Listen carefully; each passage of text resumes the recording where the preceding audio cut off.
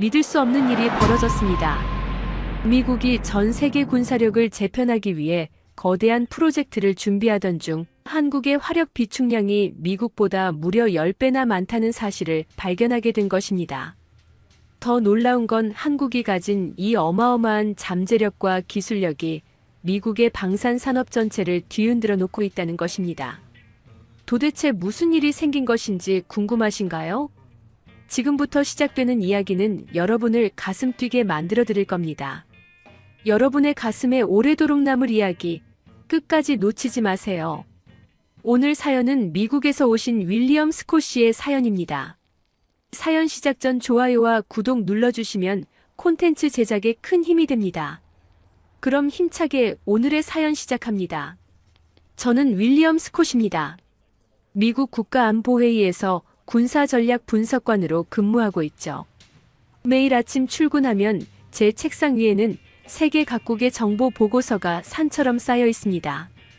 저의 주요 임무는 그 보고서들을 분석하고 미국의 국가안보에 관한 전략적 조언을 제시하는 것이에요. 특히 요즘 같은 시기에는 더욱 긴장감이 돌고 있습니다. 우크라이나 전쟁으로 인해 러시아의 군사적 위협이 현실화되었고 중국은 대만을 향한 압박의 수위를 점점 높이고 있죠. 이런 상황에서 세계 각국은 군사력 강화에 총력을 기울이고 있습니다. 매일 아침 회의실에 모인 분석관들의 표정은 더욱 무거워지고 있어요. 우리는 지금 세계가 새로운 냉전의 시대로 접어들고 있다고 판단했습니다. 스콧, 러시아와 중국의 최신 무기 개발 현황은 어떻게 되고 있나? 상관의 질문에 저는 항상 준비된 자료를 꺼내 설명했죠. 러시아는 초음속 미사일 개발에 성공했으며 중국은 인공지능을 활용한 드론 기술에서 상당한 진전을 보이고 있습니다. 하지만 그날 저는 평소와 다른 뭔가를 발견했습니다. 세계 무기 거래 통계를 분석하던 중 예상치 못한 패턴이 눈에 들어왔어요. 작고 조용한 나라로만 생각했던 한국이라는 국가가 세계 방산 시장에서 놀라운 성장세를 보이고 있었죠. 처음에는 단순한 통계 오류라고 생각했습니다. 어떻게 그런 작은 나라가 세계 군사력의 판도를 바꿀 수 있을까요? 이 데이터 확인해봤나? 동료 제임스가 제 모니터를 가리키며 물었어요. 아직 분석 중이야. 하지만 이상해 보이지 않아? 저는 혼란스러운 표정으로 대답했습니다. 제임스는 제 모니터를 자세히 들여다보더니 눈을 크게 떴죠. 이게 맞다면 우리의 전략적 파트너십 구도를 완전히 재평가해야 할지도 모르겠군. 그의 말에 저도 고개를 끄덕였습니다. 이것은 단순한 통계 이상의 의미를 가지고 있었어요. 그날 오후 회의에서 저는 이 발견에 대해 언급했습니다. 한국의 방산 산업이 예상보다 훨씬 빠르게 성장하고 있습니다. 지난 5년간 그들의 무기 수출량은 300% 이상 증가했어요. 회의실에는 잠시 정적이 흘렀죠. 아무도 이런 정보를 예상하지 못했던 겁니다. 스콧, 자세한 분석 보고서를 준비해주게. 국가안보보좌관이 심각한 표정으로 지시했습니다. 그의 눈빛에서 저는 이 문제의 중요성을 읽을 수 있었어요. 그날 밤 사무실에 혼자 남아 한국의 방산 능력에 대한 모든 자료를 찾아봤죠. 컴퓨터 화면이 푸른빛으로 제 얼굴을 비추는 가운데 저는 점점 더 놀라운 사실들을 발견하게 됐습니다. 한국은 단순히 우리의 동맹국이 아니었어요. 그들은 이미 세계 무기 시장에서 주요 플레이어로 자리 잡고 있었죠. 문서들을 넘기면서 발견한 통계는 믿기 어려울 정도였습니다. 한국은 전차, 자주포, 장갑차 생산에서 세계 최고 수준의 기술력을 보유하고 있었고 최근에는 항공기와 함정 분야에서도 놀라운 발전을 이루고 있었어요. 특히 그들의 K9 자주포는 세계 시장에서 독일의 전통적인 강자들을 밀어내고 있었습니다. 이건 큰일이야. 저는 중얼거리며 자료를 출력했습니다. 제 직감은 이것이 단순한 통계적 이상이 아니라 세계 군사 질서의 중요한 변화라고 말하고 있었어요. 한국은 우리가 미처 인식하지 못하는 사이에 군사 강국으로 성장하고 있었죠. 그리고 저는 그것을 세상에 알리기로 결심했습니다. 사무실 창문 너머로 워싱턴 DC의 밤 풍경이 펼쳐져 있었어요. 국회의 사당의 돔이 밤하늘에 실루엣을 들이우고 있었죠. 그 순간 저는 이 발견이 단순히 보고서에 그치는 것이 아니라 미국의 국가 안보 전략 전체를 재검토하게 만들 수도 있다는 생각이 들었습니다. 컴퓨터 화면에 떠있는 한국 방산 기업들의 성장 그래프를 보며 저는 이제 막 시작된 조사가 얼마나 깊어질지 예상할 수 없었어요. 하지만 한 가지는 확실했습니다. 이것은 제 경력에서 가장 중요한 분석이 될 것이란 점이죠. 다음 날 아침 저는 상관에게 특별 보고서 작성을 요청했어요. 한국의 군사력과 방산 산업에 관한 심층 분석이 필요합니다. 상관은 의아한 표정을 지었지만 제 결심은 확고했죠. 이것은 단순한 분석 업무가 아니라 미국의 미래 군사 전략을 결정할 수 있는 중요한 발견이었습니다. 그리고 저는 이 사실을 밝혀낼 첫 번째 사람이 되기로 마음먹었어요. 알겠네, 스콧. 2주 안에 보고서를 제출하게. 그리고 이거는 최고 기밀로 유지하도록. 상관의 말에 저는 고개를 끄덕였습니다. 이것은 시작에 불과했어요. 제가 지금껏 알던 세계 군사 질서가 한국이라는 작은 나라에 의해 재편되고 있었던 것입니다.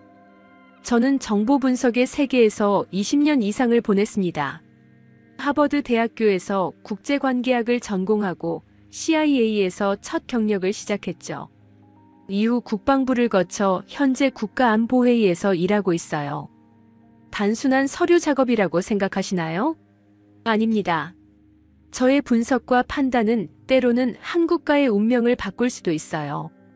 오랜 세월 동안 저는 미국이 세계 최강 대국으로서의 지위를 유지하기 위해 노력해왔습니다. 저에게 있어 미국의 패권은 당연한 것이었죠. 러시아와 중국이라는 두 강대국만이 우리의 진정한 경쟁자라고 여겼어요. 그들의 군사력과 기술력을 면밀히 분석하는 것이 제 임무였습니다. 아내 캐롤과 두 아이들은 제가 밤늦게까지 일하는 것을 이해해주고 있어요. 여보, 또 늦게 들어왔네요. 캐롤이 침대에서 몸을 일으키며 말했죠. 미안해, 지금 세계 정세가 매우 불안정해. 저는 넥타이를 풀며 대답했습니다. 실제로 우크라이나 전쟁은 우리 모두에게 충격이었어요. 러시아의 침공은 냉전 이후 유럽의 평화를 깨뜨린 중대한 사건이었죠. 제 사무실 벽에는 세계 지도가 걸려 있습니다. 매일 아침 출근하면 저는 그 지도를 보며 오늘의 위협이 어디서 올지 생각해요. 중국의 남중국해 움직임, 북한의 미사일 발사, 중동의 불안정한 정세. 이 모든 것이 제 분석 대상이었죠. 스콧, 한국에 대한 분석은 어떻게 돼가고 있나? 상관인 마이클 국장이 제 사무실로 들어오며 물었습니다. 생각보다 복잡합니다. 한국이라는 나라는 우리가 알던 것보다 훨씬 더 강력해졌어요. 저는 자료를 정리하며 대답했죠. 사실 한국에 대한 제 인식은 상당히 제한적이었습니다. 전쟁의 폐허에서 일어난 작은 나라, 그저 삼성과 현대로 유명한 곳, 북한과 대치 중인 미국의 동맹국. 그게 전부였어요. 하지만 제가 발견한 자료들은 그런 평범한 인식을 완전히 뒤엎고 있었죠. 마이클, 한국은 단순히 우리의 안보 우산 아래 있는 작은 나라가 아닙니다. 그들은 놀라운 속도로 자체 군사력을 발전시키고 있어요. 제 말에 마이클은 의심스러운 눈빛을 보냈습니다. 과장된 평가 아닌가? 그들은 여전히 미국의 보호가 필요한 나라일 텐데. 그의 반응은 예상했던 것이었어요. 워싱턴의 많은 사람들이 아직도 한국을 1950년대의 전쟁 폐허 국가로 생각하고 있었죠. 하지만 저는 확신했습니다. 이것은 과장이 아닙니다. 제가 발견한 자료들을 보시면 놀라실 거예요. 그날 저녁 집으로 돌아가는 차 안에서 저는 생각에 잠겼습니다. 미국의 많은 정책 결정자들이 한국의 실제 능력을 과소평가하고 있다는 사실이 마음에 걸렸어요. 우리는 항상 영국, 프랑스, 독일과 같은 전통적인 동맹국들에 더 많은 중요성을 부여했죠. 하지만 이제 그 패러다임이 바뀌어야 할 때가 온 것 같았습니다. 집에 도착해서도 제 머릿속은 여전히 한국에 관한 생각으로 가득 찼어요. 12살 아들 브랜든이 다가와 물었죠. 아빠, 오늘은 무슨 일이 있었어요? 저는 미소를 지으며 대답했습니다. 세상이 우리가 생각했던 것과 다르게 돌아가고 있다는 걸 발견했단다.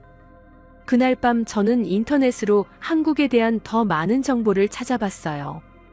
그들의 역사, 문화, 그리고 어떻게 짧은 시간 안에 그토록 빠르게 발전할 수 있었는지 알고 싶었죠.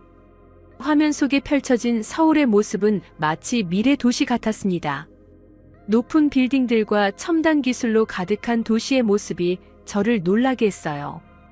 다음 날 저는 더 깊은 분석을 위해 국방부의 데이터베이스에 접속했습니다. 그곳에서 발견한 정보는 더욱 놀라웠어요. 한국은 단순히 미국의 무기를 구매하는 나라가 아니라 자체적으로 첨단 무기 시스템을 개발하고 있었죠. K2 전차, K9 자주포, KF-21 전투기. 이 모든 것은 한국이 이미 세계 최고 수준의 방산 기술을 보유하고 있음을 보여주고 있었습니다. 제 책상 위에 쌓인 보고서들을 바라보며 저는 이 발견이 미국의 국가 안보 전략에 어떤 영향을 미칠지 고민했어요. 한국은 더 이상 보호받아야 할 약한 동맹국이 아니었습니다. 그들은 이제 미국의 강력한 파트너로서 세계 평화 유지에 기여할 수 있는 나라였죠. 그리고 저는 이 사실을 워싱턴의 정책 결정자들에게 알려야만 했습니다.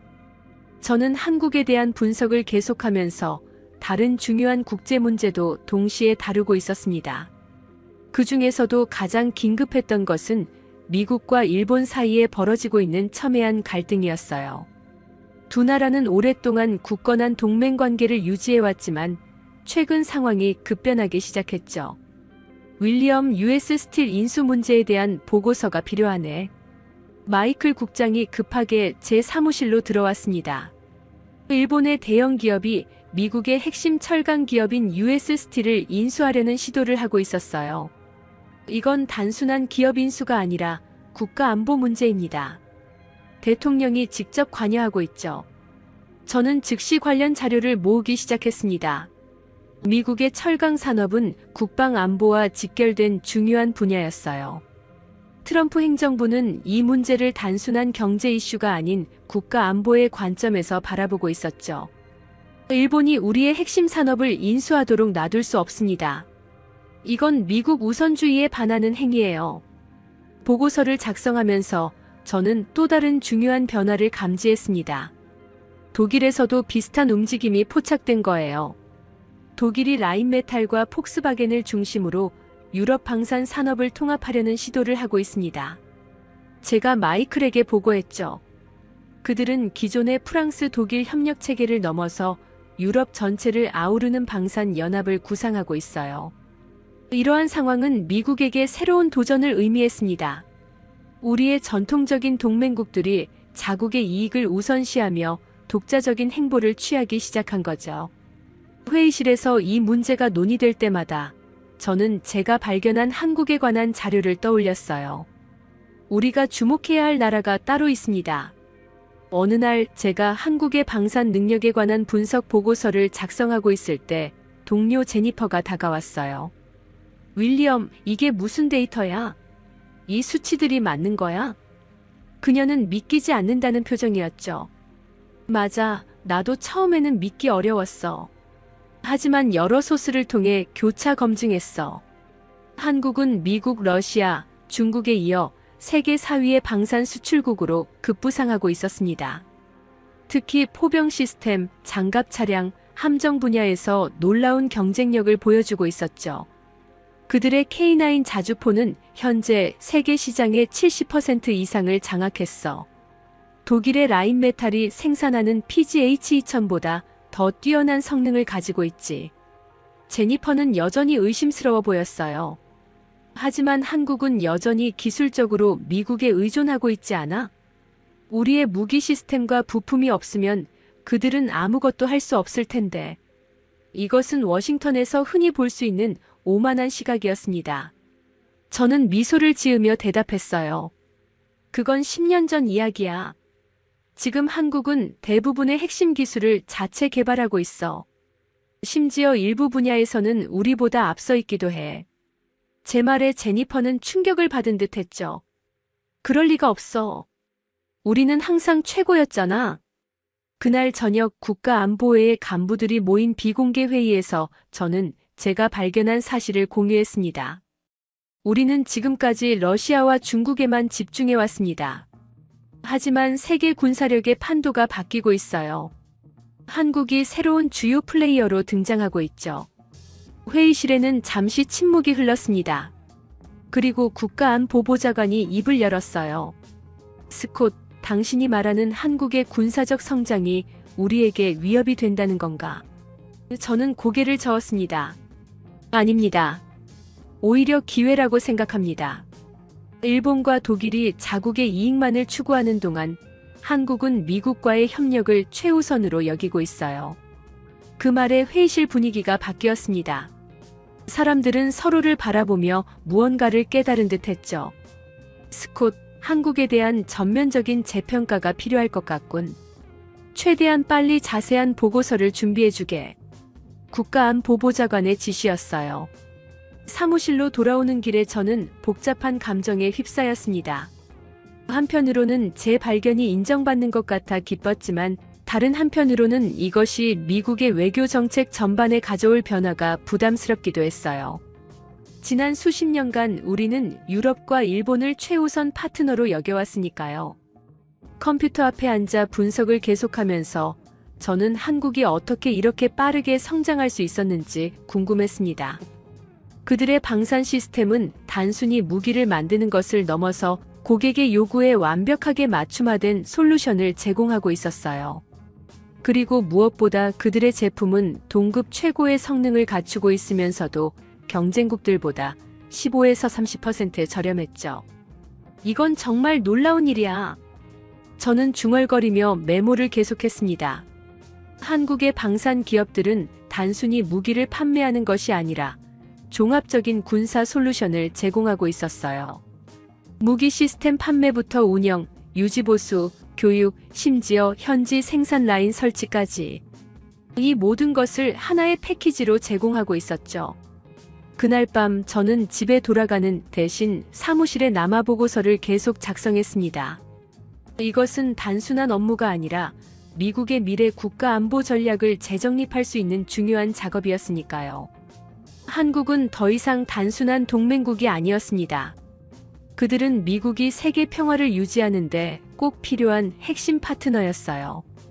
보고서를 작성하면서 저는 한국의 군사력을 더 깊이 분석하기 시작했습니다. 제가 발견한 첫 번째 놀라운 사실은 한국의 화력 비축량이었어요. 데이터는 믿기 어려웠습니다. 한국은 미국보다 10배 많은 화력을 보유